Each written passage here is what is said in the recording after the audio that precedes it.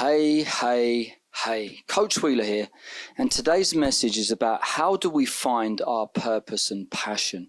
What is the meaning of life? Now, that's a big question. And there's a lot of different ways that people find their true, authentic self.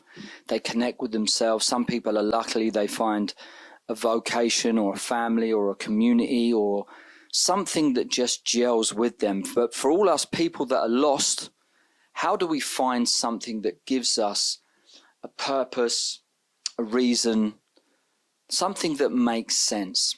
A lot of times when my clients come to me, they're lost. Their relationships are down the toilet. They're lost in their own minds. They have coping mechanisms that don't work. They're drinking too much. They might be taking narcotics, gambling, overeating, shopping, all kinds of different distractions. And what I do with my clients is help them untangle that. We go back to our human needs psychology, the value system. There's lots of different methods on how people can find themselves. And generally, when we're going through the value systems, there's lots of words that come up. Truth, honesty, integrity, family, love. There's some big things that people latch onto to help them find themselves. And I want to share with you today one that recently has been top of the list for me, and that's authenticity. When you contact your authentic self, you get back to the roots of who you really are. And what I mean by that, let me explain. Tell us, Coach Wheeler, what does that mean? Well, let me explain.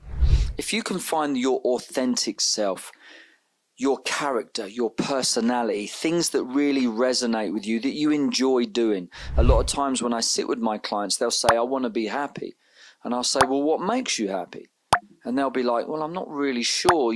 Holidays, a new car, enjoying myself, fun with friends. Different things make you happy. But sometimes that can be something that we have to reflect in ourselves. Because society, our parents, social media, what our teachers said, what we think society would accept. If I become this, then I will get that validation. If I achieve this, maybe I'm accepted. If I can do this, then my peers might ingratiate me. All these different things that we sometimes get lost in and then find ourselves still unhappy. Because when we got that thing, it didn't bring us anything. Well, I got that, why am I not happy?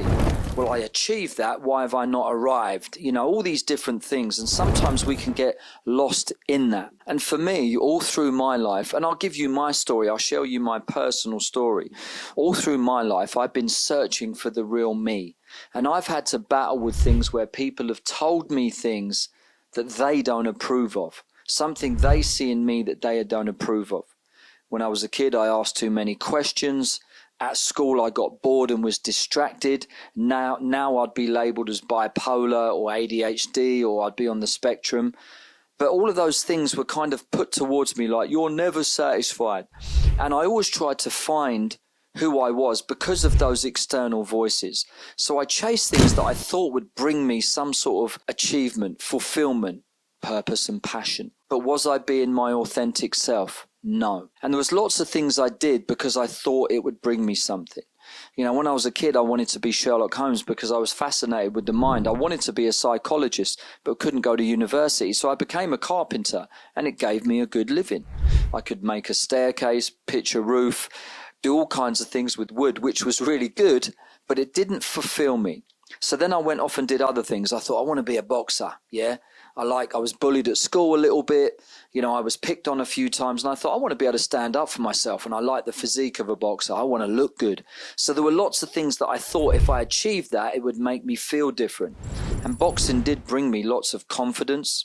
It taught me discipline and consistency, and taught me the more I put in, the more I get out of life. And that was great because the more you do, the more you get.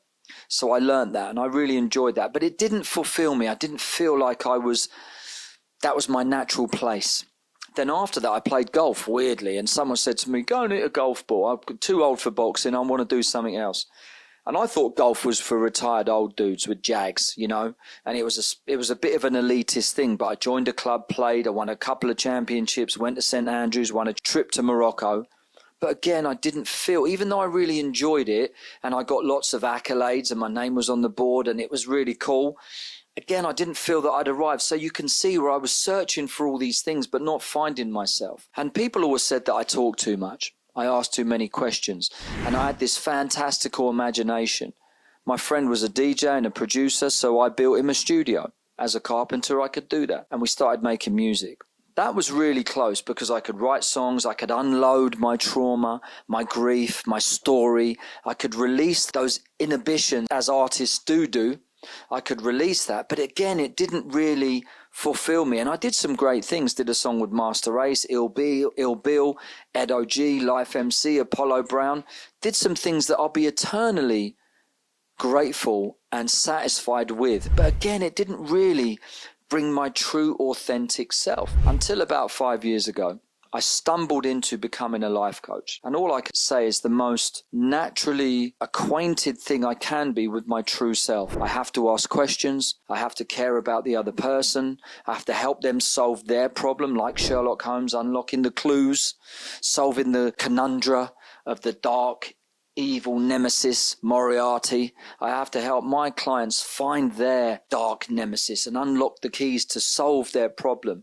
But in doing that, I feel it's my passion. I love it. For some reason, over all the things I've ever done in my life, this feels like the best, where I feel the most natural version of David. And that's my authenticity. It goes back to the word I said at the beginning. Of all those values, being authentic and knowing myself, my natural proclivities, my natural character, my ebullient, caring side that wants to help people. Because when I struggled, when I had my insecurities, I didn't really have anyone that I could talk to undo that. Maybe none of us do sometimes. Sometimes we have a grandparent, or we have great parents, or we have a teacher or a mentor that somehow guides us. I never had that. So I had to find my own voice, and that took me years and years and years. So even at 53, as I sit here today, I feel I finally released my true authentic self. Now I'm mindful of it. I'm trying to make sure I manifest that and connect more with my true self.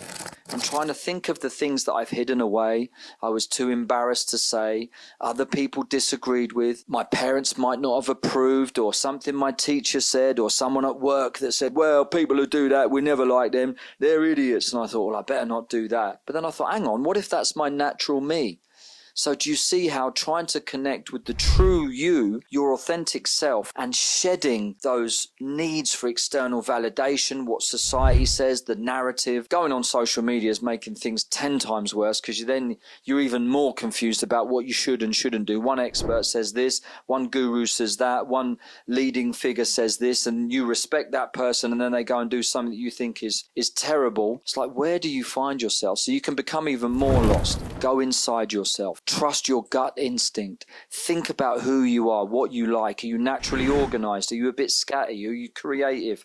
Do you like order? Are you good with words? Are you good with tunes? Do you like people? Do you like being on your own? Find out what matches you. And I'll tell you why. Because there are certain people we look at and we see when they're unapologetically themselves. There's something in us, something in our evolutionary DNA that we respect about that. And even if we don't like them, even if they're not us, or even if we don't resonate with them, we see their authenticity and think, I love that about you. And I'll tell you why you love it about them. Because you hope to one day find your true authentic self and make no apologies, make no excuses, and you don't feel ashamed or embarrassed to be the true you. That's authenticity, and that's today's message.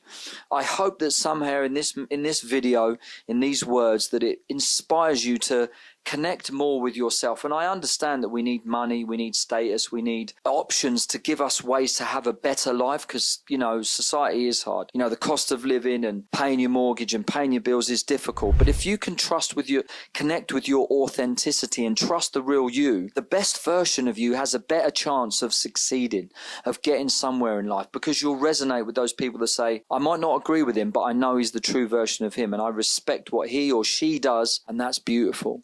So that is today's message. Try to be as authentic as you can with yourself. Trust that, believe that, and feel that. Manifest that, breathe it, and be the real you. That's today's message. I hope it helps. Take care of your beautiful selves and each other. I love you all. Peace.